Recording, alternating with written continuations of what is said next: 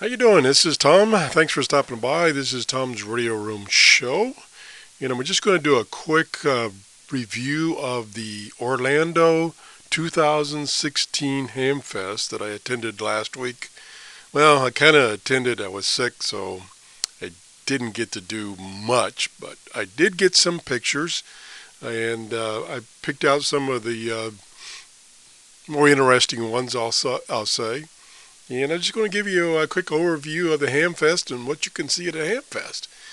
Anyway, here is the Jetstream G5RV antenna package. That's the antenna that I use. Mine's not by Jetstream. I got mine about 25 years ago. It's good for amateur radio operation and shortwave listening. It's one of those compromise antennas. Covers the if you get the large one, which this one is, which is about 102 feet long, covers most of the shortwave band. And this particular one sold for $99. A little bit high. A lot of the prices, or most of the prices out of the Hamfest, were 22% up higher. Yeah, there's a little increase in price. But of course, you got the advantage of you got to look and feel, taste, and touch the items and take them with you if you wanted it. Here's some mobile antennas and some small base station antennas. They had a huge variety of antennas. Great place to go if you're looking for antennas. Here's some HT antennas. Nice selection there. All varieties. Some of these will work on your Bofang HT radio. Here's the M squared antenna system. I bought one of these about 20 years ago. They're used for working amateur radio satellites and communicating via satellite to stations throughout the world. Here is the Bofang UV5R. Was selling for $39.95. Of course, most of you know you can get these for about $32 off the internet. And then next to that was a 25 watt dual band mobile radio. Again, it had the name on it, Jetstream. It comes from China.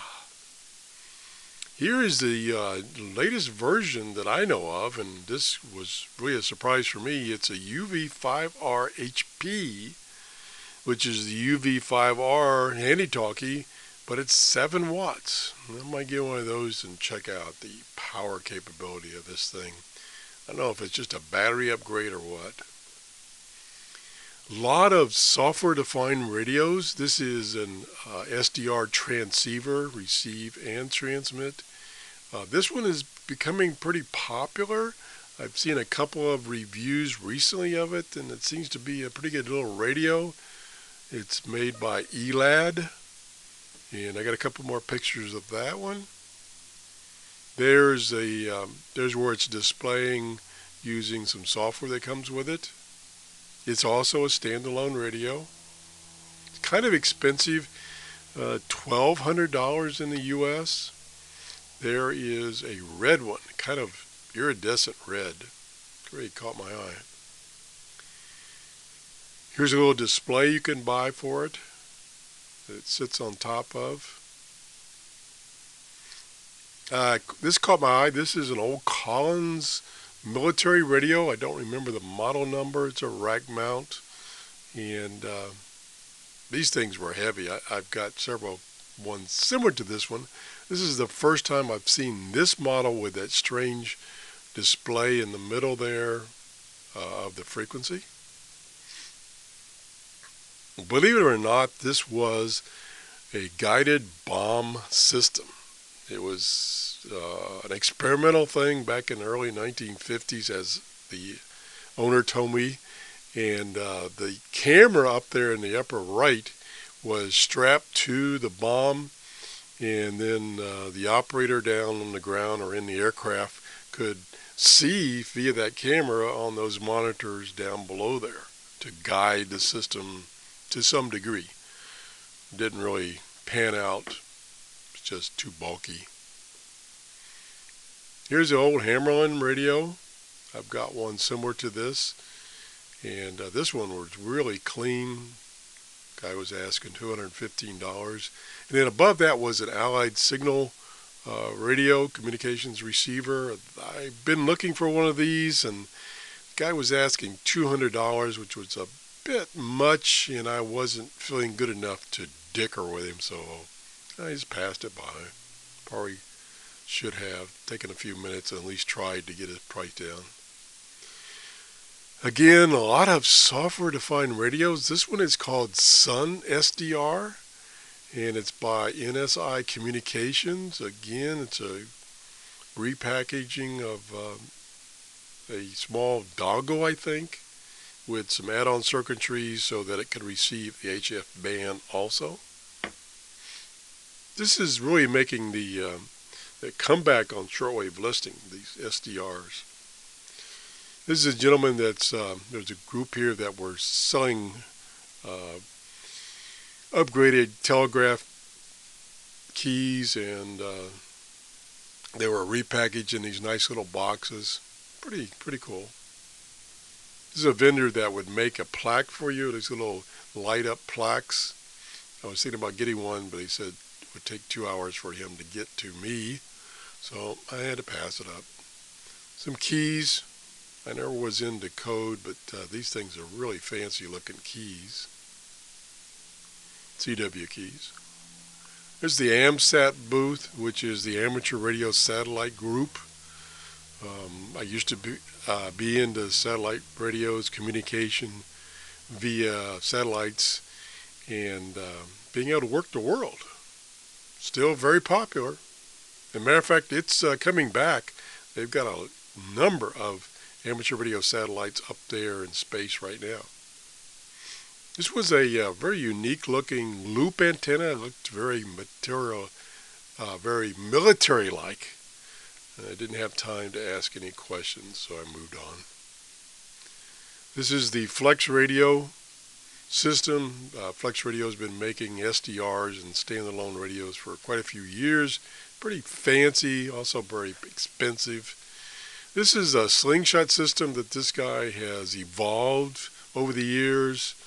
This is to get your antenna up in a tree and use a slingshot and then a fishing reel to reel it back in. It cost $100 for this thing. A little expensive.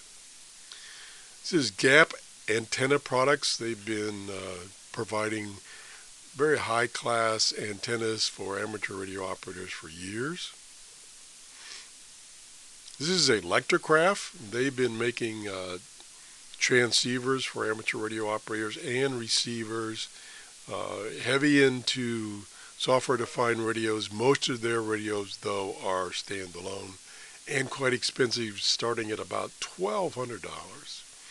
This is Buddy Pole, who's been making these portable mobile antennas for amateur radio operators for years. Very popular. This is an ICOM. I mean, they have ICOM and Kenwood and Yaesu have really put a lot of engineering into their transceivers and radios. You pay for them. I think this one was $3,000 or $4,000. Another picture of it. This is some of their newer handheld radios for digital communications on the amateur bands. This is their booth. Batteries America. I get a lot of my batteries that are unique for older radios. You can get them from these guys, or they'll make you up something. A lot of Chinese trinkets there, although they were 2 to 3 times what you'd pay on the internet, but you got to see them and feel them and touch them and walk away with one if you wanted to pay the extra price. Copper wire, always awed by shiny copper wire. Lots of meters and parts and pieces. Just that's the reason you go to Hamfest, to get all these things you can't normally get off the internet, and you need to look and feel them to make sure you're getting the right thing. This was a company that, man, I don't remember the name of the company that sold these mounts for your vehicles to mount your radios. This is mounting a Yaesu HT. All kinds of connectors, nice bright shiny connectors. This is the Wireman. This is where I usually get my wire for my antennas. It's always high quality and it's a very decent price. I was planning on getting some, but didn't feel like it. Too sick. There's MFJ, which has supported me over the years, and hope to get some more stuff from them to review on my show. And that's the quick view of my adventure at the Hamfest this weekend at Orlando. Again, I was only there for about 20 minutes, so I was just too sick to stay longer. If you enjoyed this show, please give me a thumbs up. Thanks for watching. Bye-bye.